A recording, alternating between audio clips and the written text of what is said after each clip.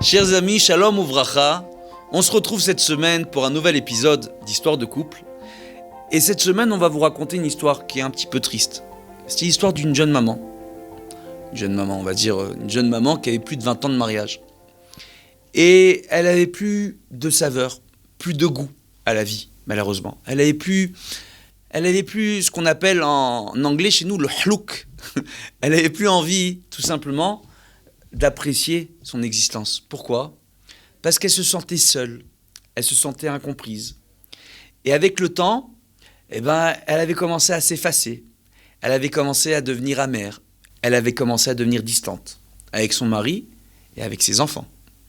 Elle avait commencé tout simplement aussi à ne plus être câline avec ses enfants, aussi bien qu'avec son mari. Et les distances qu'elle était en train de prendre lui faisaient perdre la saveur et le goût de la vie, malheureusement. Elle n'allait pas très bien. Elle se levait le matin, elle était énervée, agacée, fatiguée, de bon matin, malgré une nuit de sommeil. Elle avait du mal à trouver son sommeil. Elle avait beaucoup de mal pour beaucoup de choses. Et son mari, lui, constatant tout cela, et étant malheureusement dans l'impossibilité d'arriver à l'aider, passait son temps à essayer de la réveiller. Alors, essayer de la réveiller en lui disant mais tu es distante de moi, tu es distante avec les enfants, tu es distante des autres, tu n'as plus le goût à rien, tu n'as plus envie de préparer les choses, tu n'as plus envie de... Tout ce que tu fais, tu le fais par mécanisme, on sent plus l'amour, on sent plus l'envie. Même tes enfants n'ont plus envie de parler avec toi. Tes enfants, ils passent leur temps à te critiquer, à mal te parler, etc., etc. Et ce couple-là est arrivé devant moi. Et ce jour-là, je n'ai pas posé de questions à la femme. Comment elle se sentait, comment elle réagissait. J'ai posé différentes questions au mari. J'ai demandé au mari, parmi les enfants, Dieu bénisse, au bout de 20 ans de mariage, Dieu bénisse, quel âge avaient les enfants ? Même 25 ans de mariage, ils avaient. Ben Porat Joseph. Parmi les enfants, quels étaient ceux qui aidaient pour la lessive ? Réponse du mari, personne, c'est la femme de ménage. Je me suis tourné vers la femme et j'ai demandé à la femme de combien de lessives la femme s'occupait dans la semaine. La femme m'a répondu, la femme de ménage qui vient 2 fois par semaine ne s'est jamais occupée de la lessive.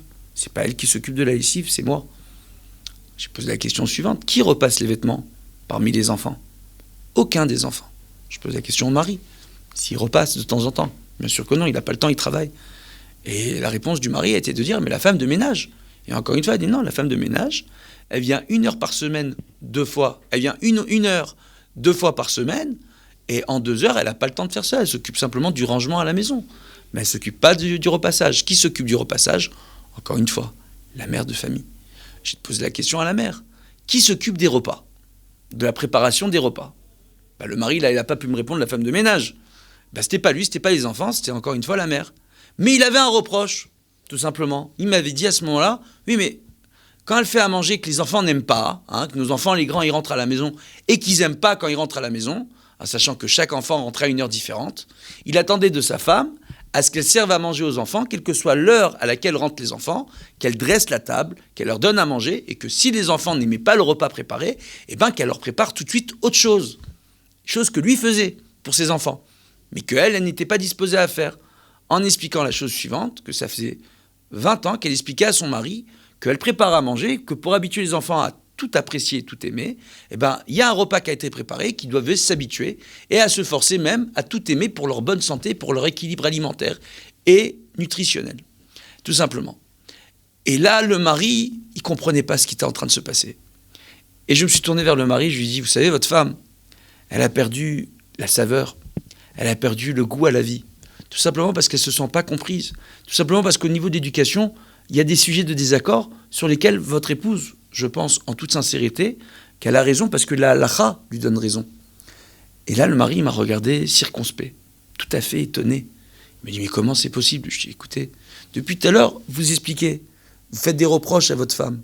Mais comment une femme se sent lorsque des enfants qui sont grands, lorsqu'ils se déshabillent, vont laisser leurs habits par terre, là où ils se sont changés, Dieu bénisse, comme ça se passe dans certains foyers et dans beaucoup de maisons, malheureusement. Et comment elle se sent quand elle doit venir derrière les enfants, ramasser le linge, faire la lessive, tout faire, et être, elle, à disposition et devoir tout faire quand, en parallèle, elle travaille, elle s'occupe de la maison, elle tient la maison, et qu'on lui dit mais t'es distante, mais elle va prendre ses distances, elle va se renfermer parce qu'elles ne se sont pas aimées, elles ne se sont pas comprises. Quelqu'un qu'on aime, c'est quelqu'un qu'on a envie de voir heureux. Quelqu'un qu'on a envie de voir heureux, c'est quelqu'un qu'on a envie d'aider.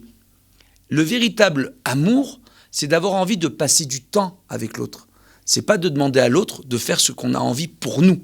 C'est tout simplement de savoir aussi faire pour l'autre des choses qui vont lui alléger son existence.